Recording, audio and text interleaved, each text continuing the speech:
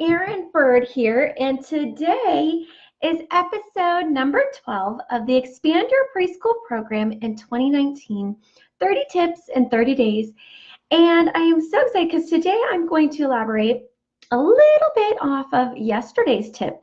We talked about yesterday why we like to target the faith-based schools first. So if you're joining me, say, hey, Erin, let me know that you're here. I always love to know who's here with me. If you come in on the replay, let me know as well. I always love to know, hey, Michelle, I'm so glad to see you. So today is episode 12, and we are talking, my little tip today is why aren't we targeting those corporate schools first? It actually came up with one of my clients. And so I thought, you know what, why don't I share this with everybody in our Teach Preschool Dance tribe? Because it is a fantastic tip and the reasoning behind it, right? So yesterday we chatted about why we wanted to target those faith-based schools first, because those are typically your easy yeses, right? And if you know anything about me, I am all about profit first, right? Let's get the quickest path to cash, and then we can rank things and target the harder ones. I'm not saying not go after them ever, but let's start with the easiest yeses that are going to be the most profitable for us. Then we move on to different accounts that are still going to be profitable. Every single one of your classes should be profitable, y'all. But they are going to create either a little bit more work to get there, or we might have to tweak a few things. So today we're talking about, okay, corporate schools. And when I say corporate schools, I mean schools that are owned by a corporation, such as La Petite, Child Times, Kinder Cares, right? Those are all corporate schools. They're owned by a very large corporation, and we have them across the country, and actually internationally. Some of these brands are moving internationally as well. So why don't we go after those ones right out the gates? Well, here's the reason why. Most of those schools want to know what's in it for them. What's in it for them? And what's in it for them typically is they want a percentage of your profit. Or actually, not your profit, because we all know that our profit percentages are actually different than what our revenue is, right? So most of those school sites, those corporate school sites, they are looking at what is the revenue that you're bringing in from our school site. And they want a percentage of that revenue. They're not looking at what a percentage of your profit. They're looking at the total number. Okay, you have 10 students at $50. That's $500 a month. And we want 20%, 30%. They'll have either a set number that they are will require that you pay them to hold classes in their centers. And so here's the thing. You have to look at your numbers and know what percentage are you comfortable with giving that still leaves room for profit long term. Because here's where some people get mixed up. Some people get mixed up and think, well, I'm teaching the class, so I'm not paying a teacher, and I can give 30-40%. I actually had a client who told me one of the centers told her they wanted 50% of the revenue. So for that $500 class, they wanted $250 of that money for her to hold class. And we had the conversation about, well, what do you think? She goes, well, I'm the one teaching the class, so that's not too bad.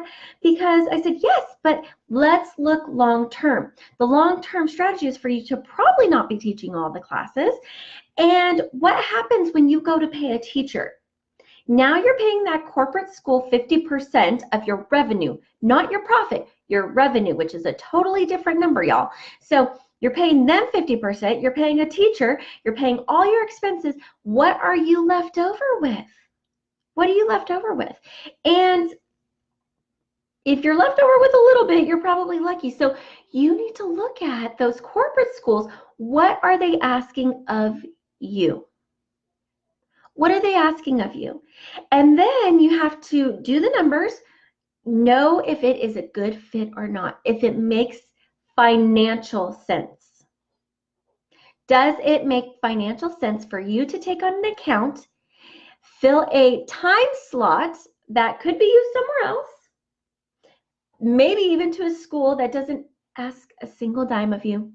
They want you there because they see the value of your program. They see how it makes their center better, right? So you have to make sure that it all makes sense. So do I say never? Yes, Michelle.